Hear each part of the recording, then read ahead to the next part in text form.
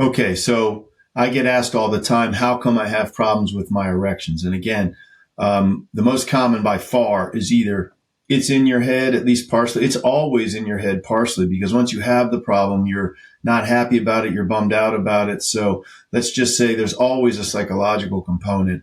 And then just simple aging is a big part of it too. You don't have to say I'm on the verge of a heart attack and this is why my blood flow is so bad. You can just say, I'm just not 18 anymore. My body doesn't work as well as it did.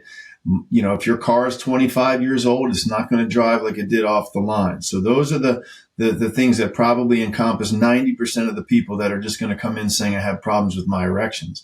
But there are some real physical conditions and physical problems that happen that we see commonly. So I'll just lay them out here and talk about them.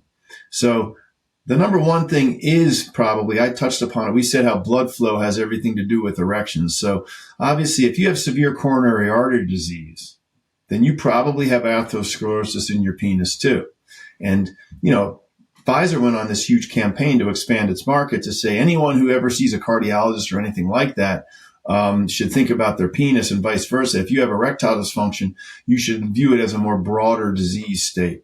I don't know how much I feel about that. A lot of that is marketing, but it is true that if you're having a big problem with your heart, if you're on beta blockers, everyone wants to blame their erections on their medicines, and usually it's not true. But if you're on certain drugs called beta blockers, those are notorious for they won't allow you to increase your cardiac output. They won't allow you to increase your blood flow, and you need that to get an erection. So coronary artery disease is a big culprit. Medicines to treat coronary artery disease is a big culprit. Some psychiatric medicines are big culprits as well. Certainly some psychiatric medicines will mess a lot with your ejaculation. Sometimes you can't achieve ejaculation. Sometimes you can't get erections either. Sometimes it's just the depression or the disease state that does that to you as well. But diabetes from a medical standpoint, aside from coronary artery disease, is the disease state that's almost so one-to-one related to severe erectile dysfunction. And that's particularly true of juvenile diabetes, people that have to inject insulin. This is a big blood flow problem. That's why you hear of them having higher risk of heart attacks and ulcers in their feet and blood flow issues, and they have to worry about not hurting themselves or cutting themselves because they won't heal. Same thing happens with their penis. So one of the first things that does go is erections in the setting of diabetes. So I always say to a man that's obese and has a high A1C, you know, or is on diabetes medication or insulin, you know, sometimes just knowing that they're going to die early if they don't take care of that isn't enough of a motivation. I will tell them, if you want some motivation, take care of your A1C or you'll lose your erections. Similar speech goes with smoking. Same thing. Interestingly, you travel to Europe. If you go to an airport in Europe, they'll have massive signs on the walls that have to do with anti-smoking. And if you actually go into the duty-free store and buy a carton of cigarettes, there will be an enormous sign on the entire box that says, smoking will make you impotent. Or smoking will do this or that or the other thing. So smoking is another condition because it's a blood flow condition. It hurts your blood flow. That's going to cause you to ultimately lose your erections.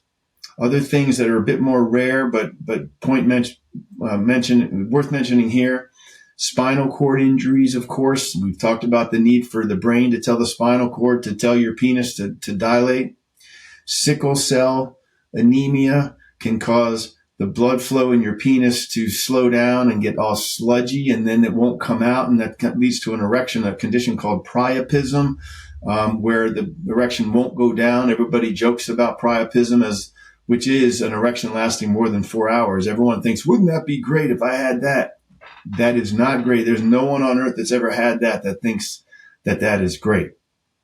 And then the most common problem in my world that causes severe problems with erections is treatment of prostate cancer. So this is probably one of the main reasons people dread being told they have prostate cancer, is that oftentimes the treatment will take away their erections. So surgery, no matter how well it's performed, is certainly going to cause a man to lose his erections with the hope that they'll come back later. Radiation also hurts someone's erections for sure.